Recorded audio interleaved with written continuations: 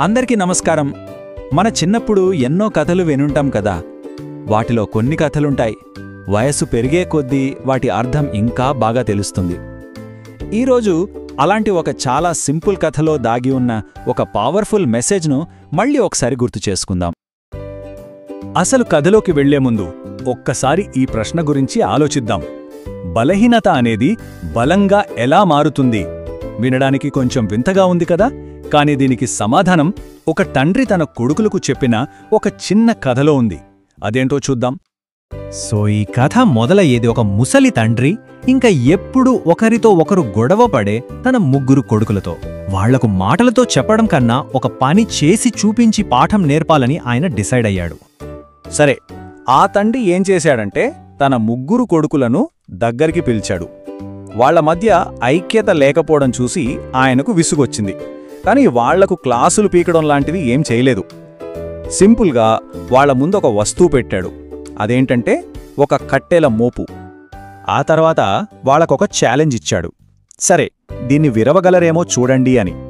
వినటానికి చాలా సింపుల్గా ఉంది కదా, జస్ట్ కొంచెం బలం ఉపయోగిస్తే అయిపోతుంది అనిపిస్తుంది. కానీ అసలైన పరీక్ష ఇక్కడే మొదలైంది. ఇక ఆ కొడుకులు చాలా కాన్ఫిడెన్స్తో ముందుకొచ్చారు. కానీ వాళ్ళు అనుకున్నంత ఈజీగా ఆ పని అవ్వలేదు. ఆ కట్టెల మొప్పు వాళ్ల బలాన్ని, అహంని రెండింటినీ ఒకేసారి టెస్ట్ చేసింది. ఫస్ట్ పెద్ద కొడుకు తన బలమంతా ఉపయోగించాడు. ముఖం కందిపోయింది. అయినా ఆ మోపు కనీసం వంగలేదు.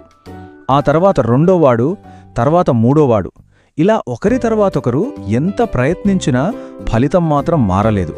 ఫెయిల్ అయ్యారు. ఇది నిజంగా ఆశ్చర్యమే కదా. అంత బలంగా ఉన్న ముగ్గురులో ఒక్కరు కూడా ఆ కట్టెల మోపుని విరవలేకపోయారు. ఇక్కడే మనకు ఫస్ట్ క్లూ దొరుకుతుంది. విడివిడిగా చూస్తే చాలా బలహీనమైన కర్రలు అన్నీ కలిసేసరికి వాళ్ల బలాన్ని కూడా మించిపోయాయి. ఇక కొడుకులేమో మా బలం సరిపోలేదేమో అని నిరాశపడ్డారు. అప్పుడు ఆ తండ్రి నవ్వి, అసలు ప్రాబ్లం వాళ్ల బలంలో కాదు, వాళ్ల ఆలోచనా విధానంలో ఉందని చూపించడానికి రెడీ అయ్యాడు. ఇక్కడే కథ ఒక ఇంట్రెస్టింగ్ టర్న్ తీసుకుంటుంది. అప్పుడు ఆ తండ్రి ఏం చేశాడో తెలుసా? చాలా సింపుల్.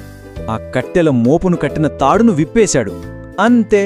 అప్పుడుదాకా ఒక పెద్ద సవాల్లా కనిపించిన ఆ మోపు ఒక్కసారిగా చిన్న చిన్న కర్రలుగా విడిపోయింది. ఈ ఒక్క చిన్న పనితో మొత్తం సీన్ మారిపోయింది. ఇక్కడే ఉంది అసలు మ్యాజిక్. కట్టగా ఉన్నప్పుడు ఒక గోడలా అస్సలు కదలని ఆ కర్రలు విడిపోగానే టప్ టప్ మని ఒక్కొక్కటిగా చాలా ఈజీగా విరిగిపోయాయి.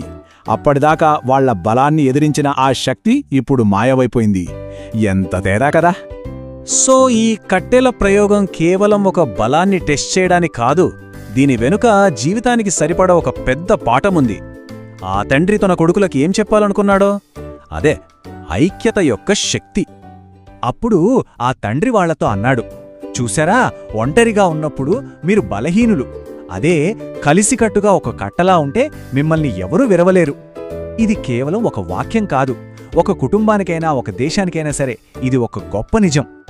దీన్నే మనం యూనిటీ లేదా ఐక్యత అంటాం. అంటే విడివిడి భాగాల బలం కంటే అవన్నీ కలిసినప్పుడు వచ్చే బలం ఎప్పుడూ చాలా ఎక్కువగా ఉంటుంది. ఆ కథలో ప్రతి కర్ర విడిగా చూస్తే చాలా వీక్, కానీ అన్నీ కలిసేసరికి అంత బలవంతులైన కొడుకులను కూడా ఓడించే ఒక సూపర్ పవర్గా మారింది. సో ఈ కథ మొత్తం నుంచి మనం నేర్చుకోవాల్సిన ఒకే ఒక్క సింపుల్ అండ్ పవర్ఫుల్ మెసేజ్ ఏంటంటే ఐక్యతే బలం. అంతే. ఇది కేవలం పాత సామెత కాదు, ఇదొక ప్రాక్టికల్ ట్రూత్. ఇంకోలా ఆలోచిస్తే మన జీవితంలో వచ్చే కష్టాలు కూడా ఆ కట్టెల మోపు లాంటివే. ఒంటరిగా ఎదుర్కొంటే అది చాలా పెద్దదిగా, అసాధ్యంగా అనిపిస్తుంది. కానీ అందరం కలిసి నిలబడితే ఎంత పెద్ద సమస్యనైనా సరే చిన్న చిన్న ముక్కలుగా విడగొట్టి ఈజీగా సాల్వ్ చేయొచ్చు. సరే, మరి ఈ సింపుల్ లెసన్ మన లైఫ్లో ఎక్కడెక్కడ వర్తిస్తుంది? మన కుటుంబంలో, మనం పనిచేసే చోట, మన సమాజంలో. ఆలోచించండి. అనైక్యత మనల్ని ఎక్కడ బలహీనపరుస్తోంది? ఐక్యత మనకు ఎక్కడ బలాన్ని ఇవ్వగలదు? ఈ ప్రశ్నలతో ఈ విశ్లేషణను ఇక్కడతో ముగిద్దాం. నమస్కారం.